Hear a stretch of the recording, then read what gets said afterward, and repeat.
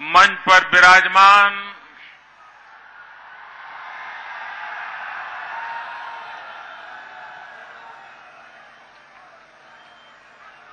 Bharatiya Janata party,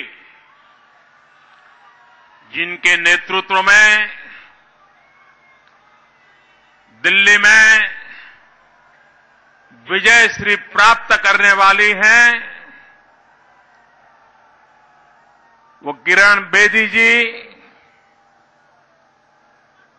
party के प्रदेश अध्यक्ष श्रीमान सतीश उपाध्याय जी, यहां के हमारे सांसद डॉक्टर उदित राज जी, हमारे पूर्व विधायक श्रीमान जय भगवान जी, मंच पर विराजमान सभी वरिष्ठ महानुभाव और इस चुनाव में भारतीय जनता पार्टी के प्रत्याशी श्री नीलदमन खत्री जी, श्री राजेश यादव जी, श्री गुगन सिंह रंगा जी, श्री कुलवंत जी राणा, श्री विजेंद्र गुप्ता,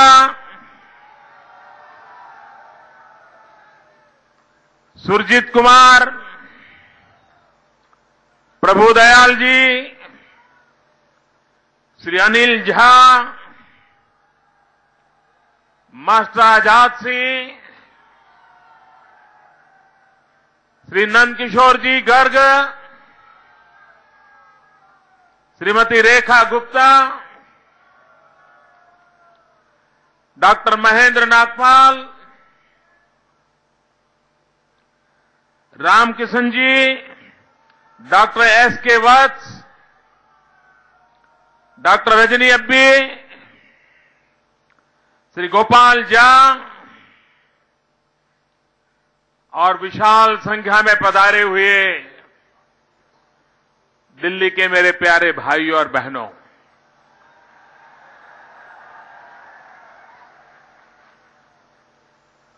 मैं आज विशेष रूप से सार्वजनिक तौर पर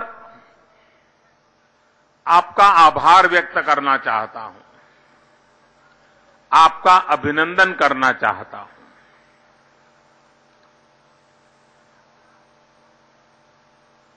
जब लोकसभा के चुनाव चल रहे थे, दिल्ली से बार बार आवाज उठती थी कि मोदी को गुजरात के बाहर कौन जानता है।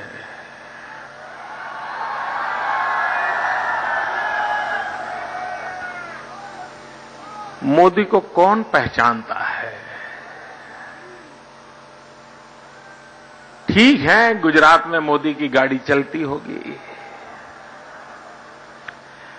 लेकिन ये दिल्ली है जिसने मुझ पर इतना प्यार बरसाया, इतना प्यार बरसाया, सातों की सातों सीटें भारतीय जनता पार्टी की झोली में भर दी।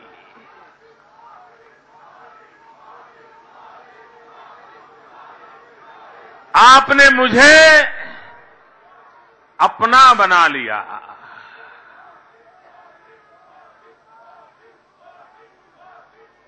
अब ये मेरी जिम्मेवारी है कि दिल्ली ने मुझे जो प्यार दिया है, जो आशीर्वाद दिए हैं, इस कर्ज को चुकाने का जिम्मा मेरा है। और मैं दिल्ली वासियों को विश्वास दिलाना चाहता हूं, आपने जो प्यार दिया है, जो आशीर्वाद दिए हैं, मैं ब्याज समेत लौटाऊंगा और विकास करके लौटाऊंगा। आशीर्वाद दिए हैं, मैं ब्याज समेत लौटाऊंगा और विकास करके लौटाऊंगा।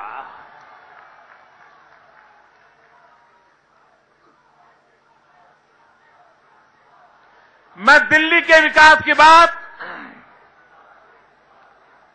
इसलिए नहीं कर रहा हूं, भाइयों बहनों,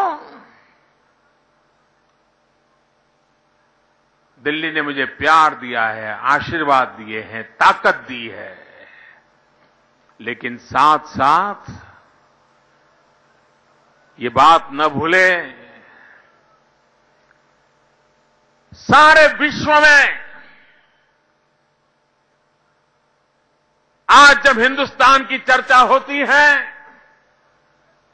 सारी दुनिया आज जब हिंदुस्तान की तरफ देख रही है, तो उसकी पहली नजर दिल्ली पर जाती है।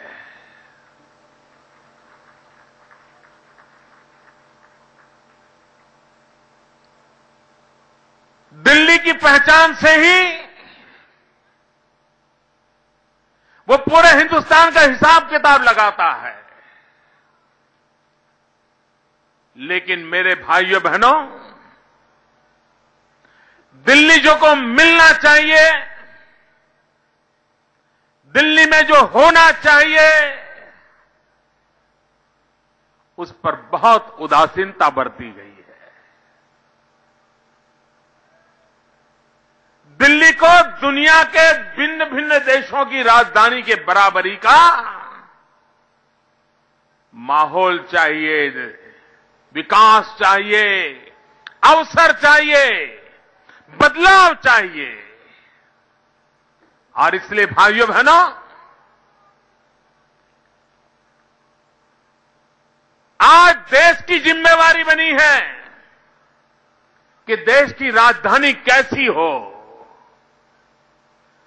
और जब देश की राजधानी उसका खाका मैं खींचता हूं, जरा चित्र मेरे मन में बनाता हूं, तो मुझे लगता है कि ये जिम्मेवारी मुझे भी निभानी चाहिए।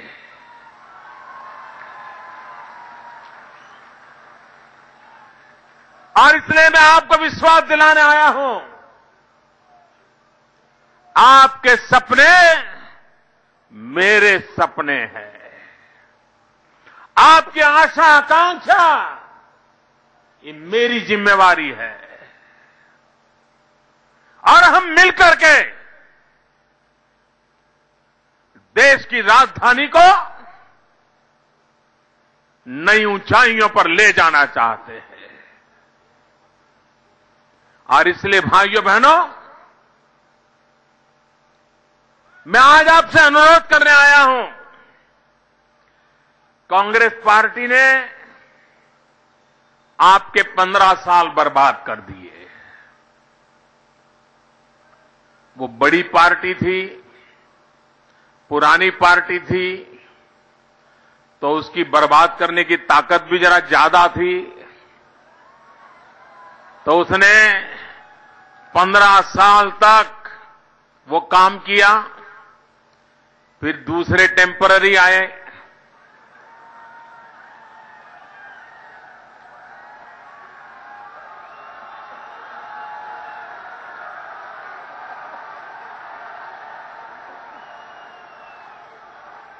वे छोटे थे, नए थे, ताकत कम थी, तो 15 साल तो बर्बाद नहीं कर पाए, 1 साल आपका तबाह कर दिया इन लोगों ने। अब हमारी जिम्मेवारी है इन 16 साल की बर्बादी में से दिल्ली को बाहर निकालना, 16 साल की गलतियों को सुधारना और विश्व में गौरव के साथ सीना तान करके कह सके ऐसी देश की राजधानी बनाना, ये बहुत बड़ा भगीरथ काम, उस काम को करने के लिए हमने बिड़ा उठाया है। और उसके लिए मुझे आपके आशीर्वाद चाहिए। भाइयों बहनों, हमारे आलोचक, अब ज्यादा मुद्दे तो है नहीं इनके पास, घिसी पीटी बातें अब वो भी जनता के गले नहीं उतरती हैं।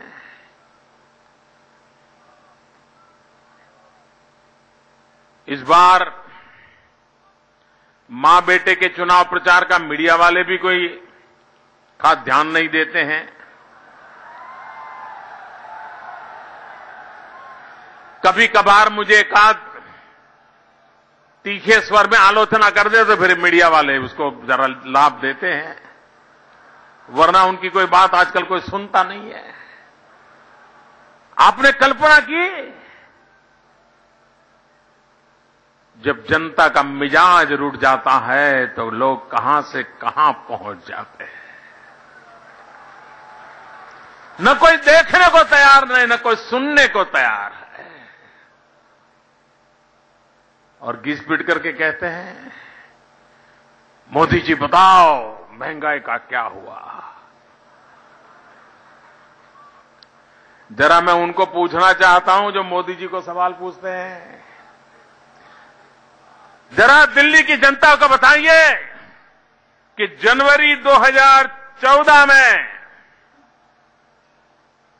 गैस के सिलेंडर की कीमत क्या थी और जनवरी 2015 में गैस सिलेंडर की कीमत क्या है। भाइयों बहनों, एक साल पहले 1240 रुपये में सिलेंडर बिकता था, आज 605 रुपये में मिलता है।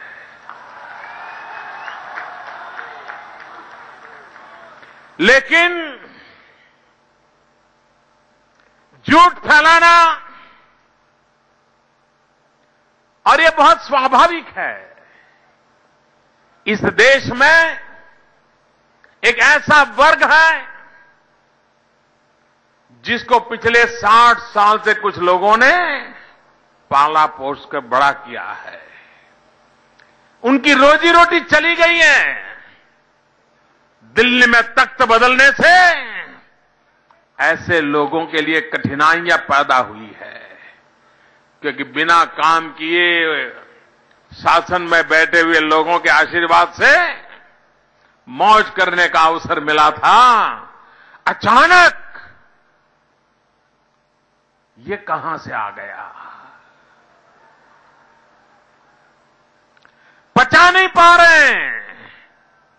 लेकिन भाइयों बहनों,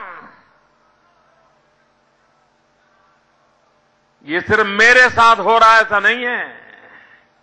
ये अपने आप को बड़ा बुद्धिमान मानने वाले, विद्वान मानने वाले, ऊपरी तबके की दुनिया के प्रतिनिधि मानने वाले लोगों के लिए मेरे जैसा इंसान उनकी आंखों में बहुत बड़ी परेशानी करता रहता है, उनको तकलीफ होती है।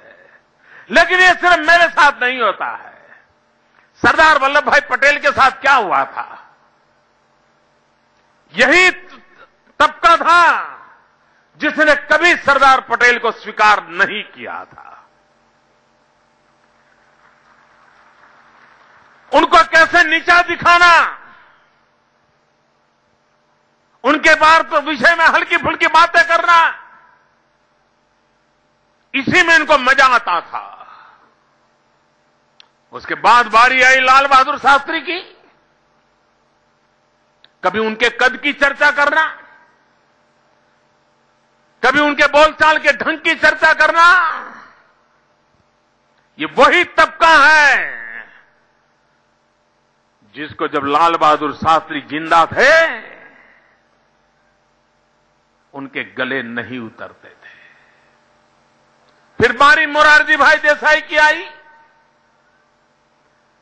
मोरारजी भाई की कोई, जबकि इस देश में मोरारजी भाई जब प्रधानमंत्री थे, अटल बिहारी वाजपेयी विदेश मंत्री थे, लाल कृष्ण आडवाणी जिस मंत्री परिषद में थे, उस समय महंगाई को रोकने में वो एक सरकार सफल हुई थी और दूसरी ये सरकार है जो सफल होती चली जा रही है। लेकिन मोरारजी भाई की एक ही पहचान बना दी गई थी, जब चाहो। ये अंग्रेजियत वाले लोग उनका एक ही परिचय करते थे, मैं बताना नहीं चाहता वो कौन सा परिचय करवाते थे। और इसलिए भाइयों बहनों, अगर मेरे साथ ऐसा होता है तो मुझे आश्चर्य नहीं होता है, क्योंकि जिन लोगों की रोजी रोटी खा करके पले बड़े हैं, जिनके आश्रय पर चले हैं, वे ऐसी किसी शख्सियत को स्वीकार नहीं कर सकते हैं। लेकिन मेरे प्यारे देशवासियों, मेरे दिल्ली के भाइयों बहनों, आपने इन सारी बातों को दरकिनार कर दिया था और मुझ पे भरोसा रखा था। और मैं आज विश्वास से कहता हूं भाइयों बहनों, आपके भरोसे को कभी टूटने नहीं दूंगा।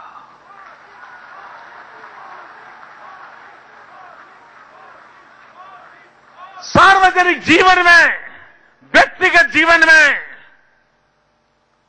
विश्वास, भरोसा ये सबसे बड़ी पूंजी होती है।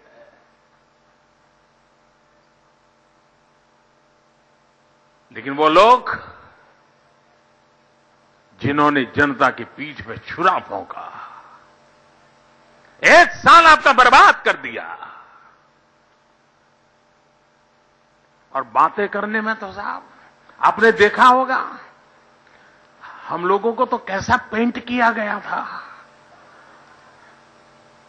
हम तो डकैत लोग हैं, हम तो चोर लोग हैं, हम तो भ्रष्ट लोग हैं, कांग्रेस ज्यादा भ्रष्ट की बीजेपी ज्यादा भ्रष्ट, दोनों एक दूसरे की स्पर्धा कर रहे, ऐसे सब भाषण सुने थे ना आपने।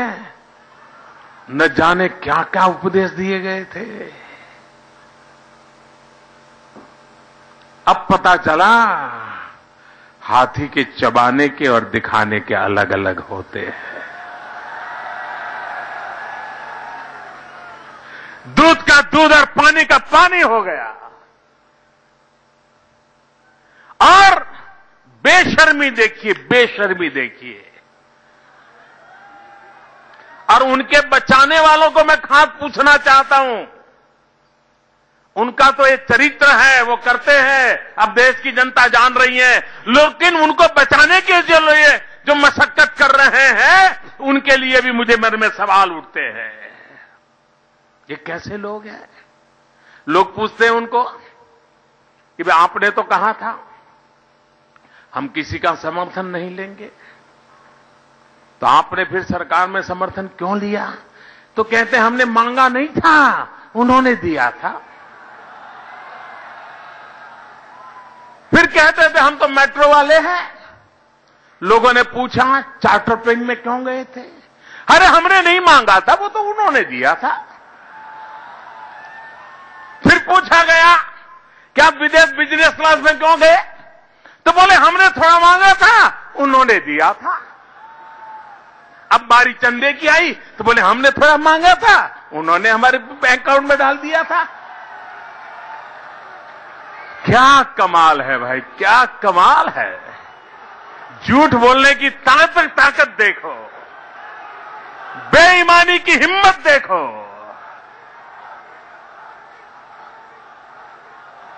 जो लोग स्विस बैंक में किसका अकाउंट है, उसके अकाउंट नंबर जेब में लेकर के घूमते थे, उन्हें यह मालूम नहीं कि उनके अकाउंट में किसके पैसे आते हैं, बोले हमें मालूम नहीं।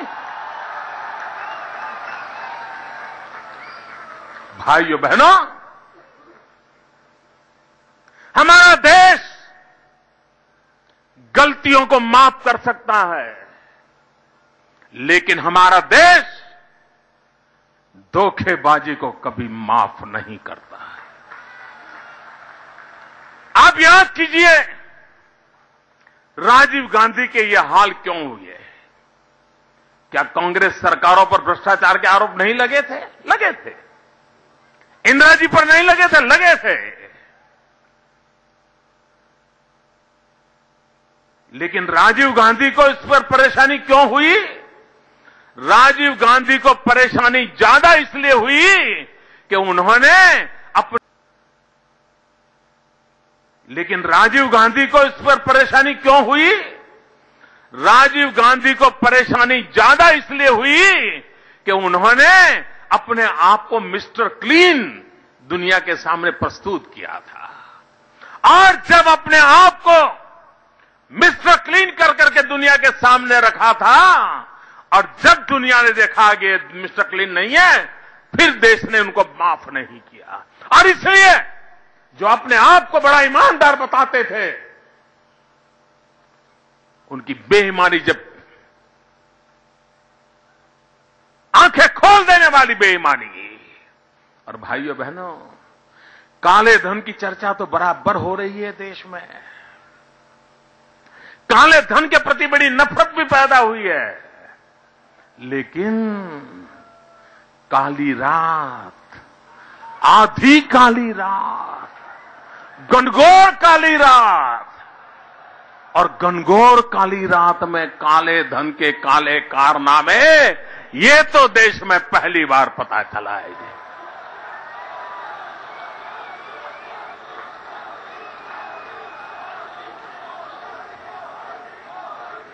काली रात में काले धन के कारनामे,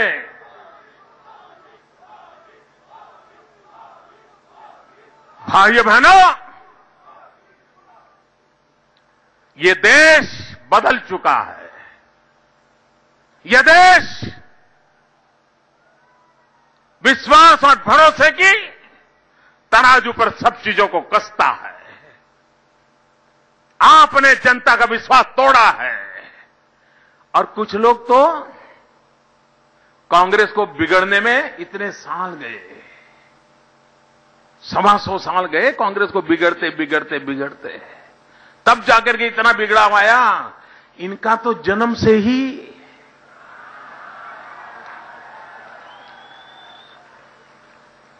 आप कल्पना कर सकते हैं भाई, क्या ऐसे लोगों के हाथ में दिल्ली का भविष्य सुपुर्द किया जा सकता है? क्या झूठ और बेईमानी के भरोसे दिल्ली चल सकता है? भाइयों बहनों,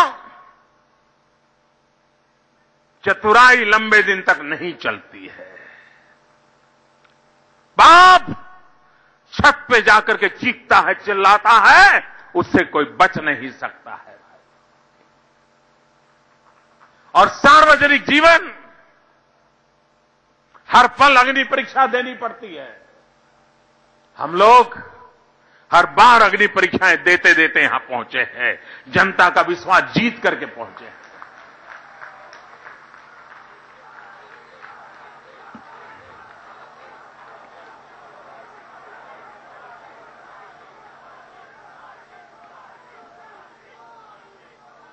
भाइयों बहनों,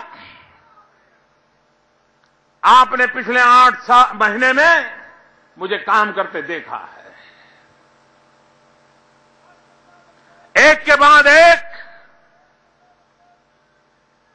आपको जो मैंने भरोसा दिया था, जो विश्वास दिया था, इसको पूर्ण करने के लिए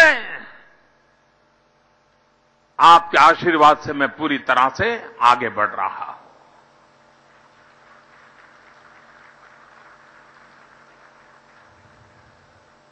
कुछ लोग हम पर इस बात की आलोचना करते हैं कि आप ऑर्डिनेंस क्यों लाए।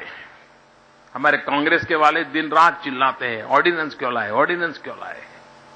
हम ऑर्डिनेंस क्या लाए भाई? ई रिक्शा वालों को कानूनी सुरक्षा मिले। मुझे बताइए, ये ई रिक्शा वालों की मदद करना ये गुनाह है क्या? ई रिक्शा वालों का भला करना गुनाह है क्या? अगर ई रिक्शा वालों की मदद करने के लिए हमें ऑर्डिनेंस लाना पड़ा तो लाना चाहिए कि नहीं लाना चाहिए? आखिर सरकार किसके लिए है? सरकार गरीबों के लिए है। सरकार रोजमर्रा की जिंदगी गुजारने वाले लोगों के लिए है। और इसलिए हम लाए हैं। जिनको इसके कारण तकलीफ होती है वो ई रिक्शा वाले लिख करके रखो, ये ऑर्डिनेंस के विरोध करने वाले लोग आपके विरोधी है। वे चाहते नहीं कि आपका भला हो। और इसलिए भाइयों बहनों, मैं आज आपके पास आया हूं। आप मुझे बताइए, दिल्ली के आसपास गांव है, क्या गांव के लोगों को रास्ते नहीं चाहिए क्या? गांव के लोगों को अच्छे रास्ते चाहिए कि नहीं चाहिए? गांव के लोगों को अच्छे अस्पताल चाहिए कि नहीं चाहिए? गांव के लोगों को अच्छी स्कूल चाहिए कि नहीं चाहिए? गांव के लोगों को मेट्रो की सुविधा मिलनी चाहिए कि नहीं मिलनी चाहिए? गांव के लोगों को पीने का शुद्ध पानी के इंफ्रास्ट्रक्चर चाहिए कि नहीं चाहिए? गांव के नौजवानों को रोजगार के लिए वहां पर कारखाने खुलने चाहिए कि नहीं खुलने चाहिए? गांव के गरीब को रहने के लिए अफोर्डेबल हाउस बनना चाहिए कि नहीं बनना चाहिए? गरीबों की भलाई के लिए मकान बनना चाहिए कि नहीं बनना चाहिए? लेकिन अगर जमीन ही नहीं होगी तो कहां से बनाओगे? गरीब को मकान कहां से दोगे? गांव के बच्चों को स्कूल जाना है, रास्ता कहां से बनाओगे? भाइयों बहनों, हमने काम किया है और मैं मेरे गांव के किसान भाइयों को कहना चाहता हूं, आपकी भलाई के लिए जितना होगा उसी काम के लिए जमीन का उपयोग होने वाला है, किसी धनपतियों के लिए जमीन का उपयोग होने वाला नहीं है।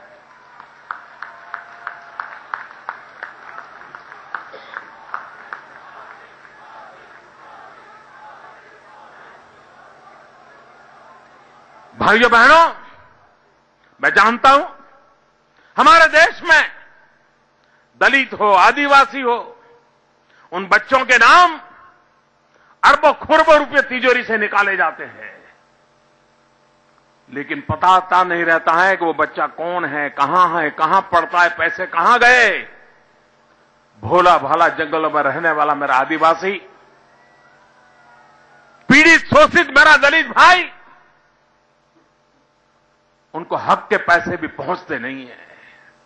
हमने तय किया प्रधानमंत्री जन धन योजना के द्वारा इन सबके बैंक अकाउंट खोलें और अब जो भी मदद सरकार से देनी है सीधी सीधी उसके बैंक अकाउंट में जाएगी, बीच में कोई बिचौलिया नहीं होगा। भाइयों, करप्शन कैसे हटता है, ये उसके रास्ते होते हैं। दोस्तों, हम ऐसी व्यवस्था विकसित करना चाहते हैं, हम ऐसे नियमों को लागू करना चाहते हैं कि करप्शन की संभावना ही खत्म होती चली जाए।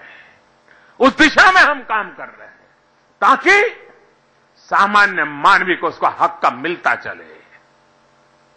अभी एलपीजी गैस सिलेंडर दुनिया की सबसे बड़ी घटना है, दुनिया की सबसे बड़ी घटना। 10 करोड़ से अधिक लोगों के बैंक अकाउंट में गैस सिलेंडर की सब्सिडी के पैसे जमा हो गए। भाइयों,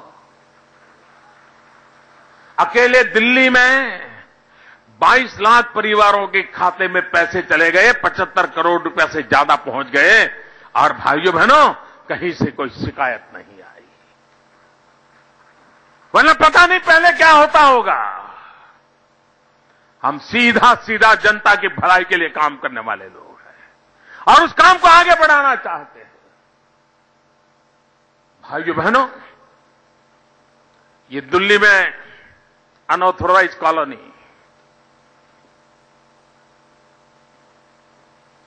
क्या उनको जीने का हक है कि नहीं है? क्या सम्मान से जीने का हक है कि नहीं है? उनको पीने का शुद्ध पानी मिलना चाहिए कि नहीं मिलना चाहिए? उनके बच्चों के लिए अच्छी स्कूल होनी चाहिए कि नहीं होनी चाहिए? उनके बूढ़े मां बाप के लिए दवाई की व्यवस्था होनी चाहिए कि नहीं होनी चाहिए? भाइयों बहनों, हमने निर्णय किया है, हमने एक तो निर्णय कर लिया अनऑथोराइज्ड कॉलोनी को ऑथोराइज बनाने का। कितने सालों से लटका हुआ था मामला, और यह लटकाया जा रहा था क्योंकि चुनाव में भुनाया जाए, हर चुनाव में उसकी बातें की जाए और वोट बटोरे जाए। हमने सारी दुकानें बंद करवा दी। भाइयों, बहुत हो चुका। अनऑथोराइज्ड कॉलोनी के नाम पर गरीब मध्यम वर्गीय परिवार को बहुत लूटा गया है।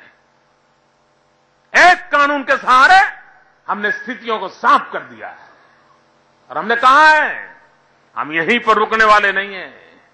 हम उनको अच्छी जिंदगी जीने के लिए जो इंफ्रास्ट्रक्चर चाहिए, जो व्यवस्थाएं चाहिए, जो सरकार की जिम्मेवारी है, वो सारी मुहैया कराई जाएगी और समय सीमा में मुहैया कराई जाएगी। यहां 2-2, 3-3 पीढ़ी से कई लोग झुग्गी झोपड़ी में गुजारा करते हैं, मेहनत करते हैं, 2 टाइम पेट भरते हैं, पक्का मकान हो उनकी भी तो आशा है। हर गरीब परिवार कौन हो, उसके 2 सपने अवश्य होते हैं। एक, बच्चों को अच्छी शिक्षा मिले और दूसरा, अपना खुद का एक घर हो, छोटा सा क्यों न, लेकिन खुद का घर हो। हर कोई चाहता है कि नहीं चाहता है भाइयों? आजादी के इतने सालों के बाद कम से कम छत मिले, ये अपेक्षा है कि नहीं है?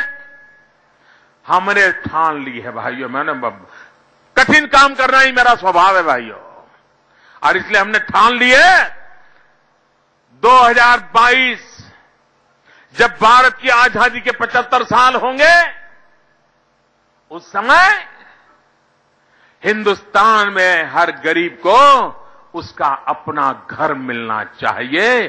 जहां झुग्गी है, जहां झोपड़ी है, वहीं पर इमारत बनाई जाए और वहीं पर उसको दिया जाए, ताकि वो रोजी रोटी कमाने के लिए वहीं जाता है, ताकि उसकी रोजी रोटी खत्म ना हो जाए। हम ये नहीं चाहते कि झुग्गी झोपड़ी यहां है और 15 किलोमीटर दूर कहीं फेंक दो, नहीं। जहां वो रोजी रोटी कमाता है, जहां उसकी जोग की झोपड़ी है, 2-2 पीढ़ी से रह रहा है, वहीं पर इमारत बनाई जाएगी, वहीं पर उसको पक्का मकान दिया जाएगा। और भाइयों बहनों, ये सब संभव है, सब संभव है। हम बिजली के क्षेत्र में क्रांति करना चाहते हैं। दिल्ली की पहचान क्या है? ये जनरेटर कैपिटल है। जहां भी देखो जनरेटर चलते हैं। गर्मियों के दिनों में तो आप देखिए हर जगह पे जनरेटर, और शाम पड़ते आंखें जलने लग जाती है वायु प्रदूषण के कारण। हमें इस जनरेटर कैपिटल को पावर जनरेशन कैपिटल बनाना है। हम जनरेटर कैपिटल से जनरेशन कैपिटल की ओर जाना चाहते हैं, और हम बिजली के क्षेत्र में वादे नहीं, योजना के साथ चलते हैं। एक, बिजली बचाने का काम। एलईडी बल्ब जो बाजार में 400-500 रुपये में मिलता है, वो 10 रुपये में आज पहुंचाया जा रहा है, और साल भर हर महीना 10-10 रुपया लेकर के 500 रुपये का बल्ब 1 साल के बाद 100 रुपये में आएगा, 125 रुपये में आएगा। और जिसके घर में 2 बल्ब लग जाएंगे, उसकी सालाना 350 से 400 रुपया बिजली की बचत हो जाएगी, उसके पैसे कम हो जाएंगे। एक तरफ बिजली बचाने की दिशा में काम कर रहे हैं, दूसरी तरफ पूरे देश में बिजली उत्पादन की ओर हम तेज गति से आगे बढ़ रहे हैं। और तीसरी बात हम दिल्ली के लिए लाने वाले हैं, रूफटॉप पॉलिसी। हर परिवार अगर चाहता है तो अपनी छत पर सोलर एनर्जी से बिजली पैदा कर सकता है, और वो बिजली सरकार खरीदेगी।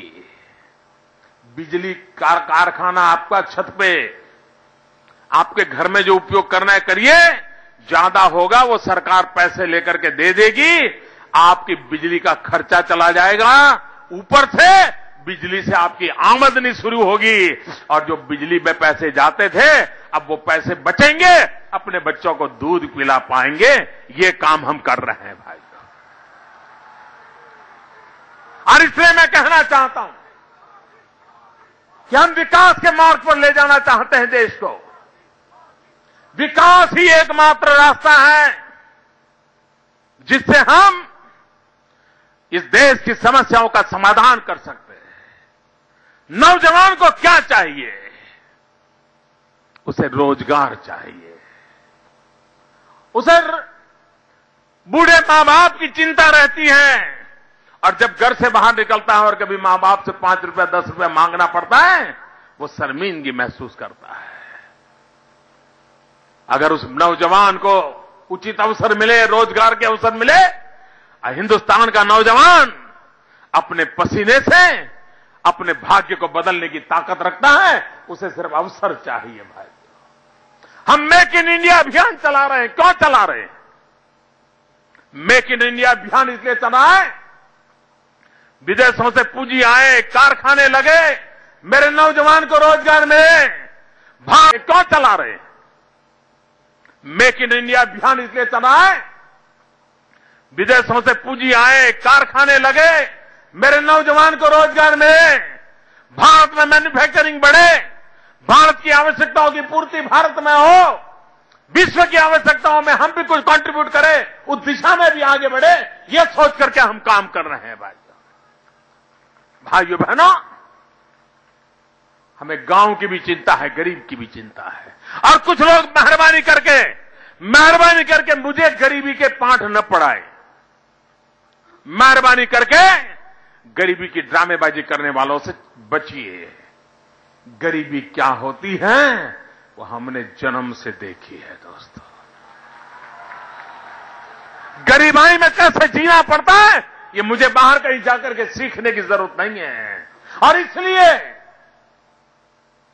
परमात्मा ने जो मुझे अवसर दिया है वो अवसर मेरे लिए गरीबों की सेवा करने का अवसर है, गरीबों का कल्याण करने का अवसर है, गरीबों की भलाई के लिए ये जिंदगी खपाने का अवसर है। और इसलिए मेरे भाइयों बहनों, मैं दिल्ली वासियों से आग्रह करने आया हूं कि आइए एक स्थिर मजबूत सरकार बनाइए। भारतीय जनता पार्टी की बहन किरण बेदी के नेतृत्व में एक मजबूत सरकार बनाइए। और मैं तो आपके पास हुई ही हूं। कितनी सुविधा हो जाएगी। दिल्ली में मजबूत सरकार बनेगी, अच्छी सरकार बनेगी, तो मेरे पास जो समय बचेगा वो देशवासियों के भी ज्यादा काम आएगा। लेकिन यहां कोई गड़बड़ हो गई तो मेरी डबल ताकत यहीं खप जाएगी। और इसलिए भाइयों बहनों, समय हमारे पास जो मिला है उसका उपयोग दिल्ली का भविष्य बदलने के लिए करना चाहिए, दिल्ली के जीवन में बदलाव लाने के लिए करना चाहिए, आधुनिक व्यवस्थाओं से सज्ज दिल्ली को बनाना चाहिए, विश्व की सभी राजधानियों के तुलना में ऊंचा उठ करके दिखाई दे ऐसा दिल्ली बनाना चाहिए। और इसलिए मैं आपसे आग्रह करने आया हूं कि भारतीय जनता पार्टी को विजयी बनाइए।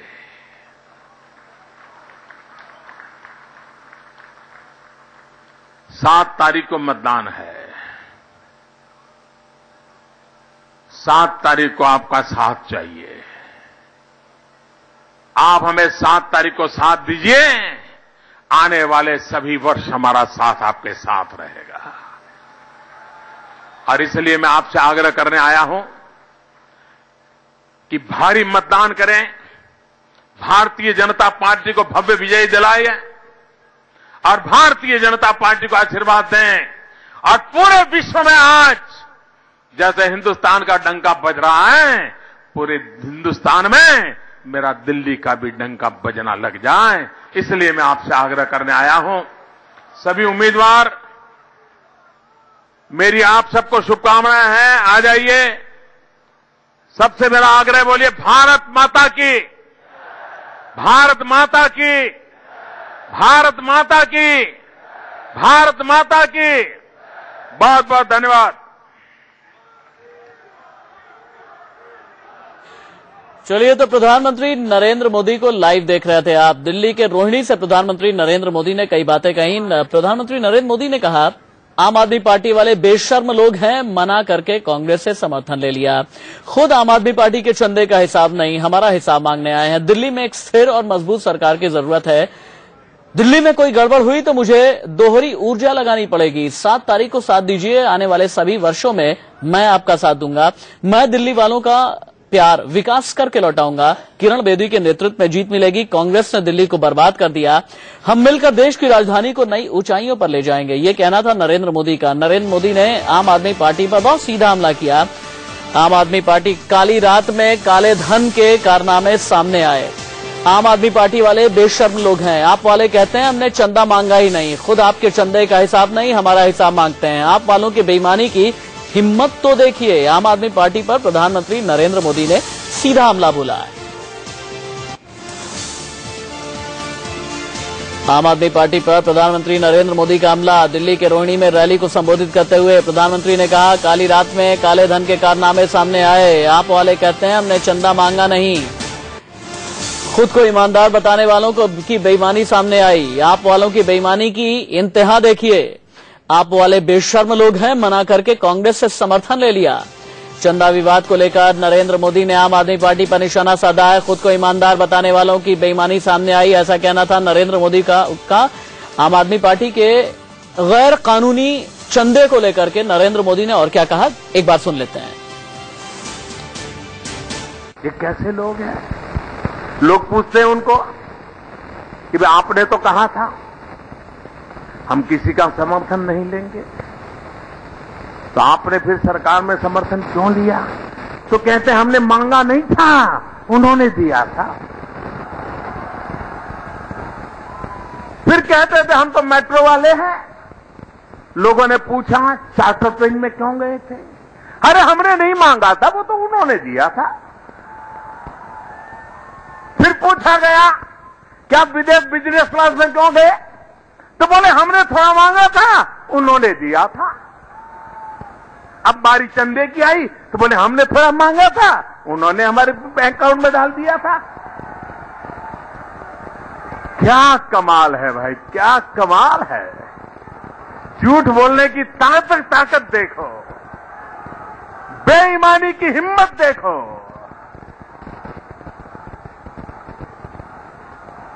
जो लोग स्विस बैंक में किसका अकाउंट है, उसके अकाउंट नंबर जेब में लेकर के घूमते थे, उन्हें ये मालूम नहीं कि उनके अकाउंट में किसके पैसे आते हैं, बोले हमें मालूम नहीं। नरेंद्र मोदी ने और भी कई बातें कही हैं। नरेंद्र मोदी ने कहा, मैं वादा करता हूं आपके भरोसे को कभी टूटने नहीं दूंगा। मेरे आलोचकों के पास मुद्दे नहीं है। सरदार पटेल के साथ जो हुआ वही मेरे साथ हो रहा है। हमें डकैत और भ्रष्ट कहा गया था। जो लोग स्विस बैंक में काला धन रखने वाले लोगों का अकाउंट जेब में रखकर घूमते हैं, उनके अकाउंट में पैसा कहां से आता है ये उन्हें पता नहीं। देश झूठ बोलने वाले को माफ कर सकता है, लेकिन धोखा देने वालों को देश कभी माफ नहीं करता। 1 साल पहले 1240 रुपए में घरेलू सिलेंडर बिकता था, लेकिन आज वो सिलेंडर 605 रुपए में बिक रहा है। दिल्ली के लोगों के सपने मेरे सपने हैं, ये कहना था नरेंद्र मोदी का। दिल्ली को नई ऊंचाइयों पर ले जाना है। कांग्रेस पार्टी ने आपके 15 साल बर्बाद कर दिए। कांग्रेस ने 15 साल तक दिल्ली को बर्बाद किया। एक पार्टी जो छोटी है उसने दिल्ली का 1 साल बर्बाद किया। हमारी जिम्मेदारी इन 16 साल की बर्बादी, गलतियों को सुधारना है। मुझे 16 साल की भरपाई करनी है।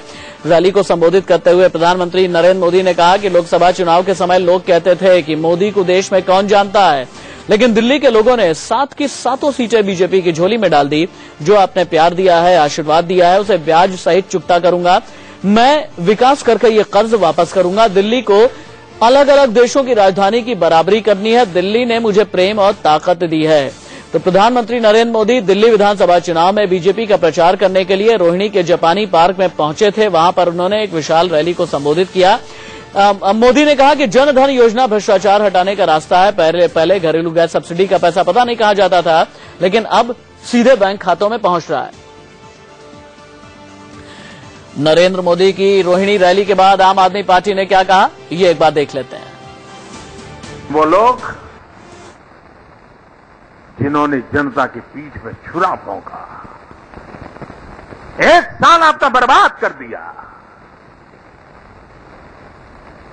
और बातें करने में तो साहब आपने देखा होगा हम लोगों को तो कैसा पेंट किया गया था। हम तो डकैत लोग हैं, हम तो चोर लोग हैं, हम तो भ्रष्ट लोग हैं। कांग्रेस ज्यादा भ्रष्ट की बीजेपी ज्यादा भ्रष्ट, दोनों एक दूसरे की स्पर्धा कर रहे। ऐसे सब भाषण सुने थे ना आपने, न जाने क्या क्या उपदेश दिए गए थे। अब पता चला हाथी के चबाने के और दिखाने के अलग अलग होते हैं। दूध का दूध और पानी का पानी हो गया। तो आज मोदी की दिल्ली के रोहिणी पार्क में रैली हुई। रैली में मोदी ने कांग्रेस और आम आदमी पार्टी पर जोरदार हमला बोला। भाषण की शुरुआत करते हुए मोदी ने कहा कि बीजेपी को किरण बेदी के नेतृत्व में जीत मिलेगी। कांग्रेस और आम आदमी पार्टी पर निशाना साधते हुए मोदी ने कहा कि कांग्रेस ने दिल्ली के 15 साल बर्बाद किए। मैं विकास करना चाहता हूं। आपके सपने मेरे अपने सपने हैं। हमारी जिम्मेदारी 16 साल की बर्बादी को मिटाना है। आम आदमी पार्टी का नाम लिए बगैर मोदी ने कहा कि मेट्रो में चलने वाले अब विमान में घूम रहे हैं। आपके चंदा विवाद पर पीएम ने कहा कि उपदेश देने वालों की हकीकत सामने आ गई है।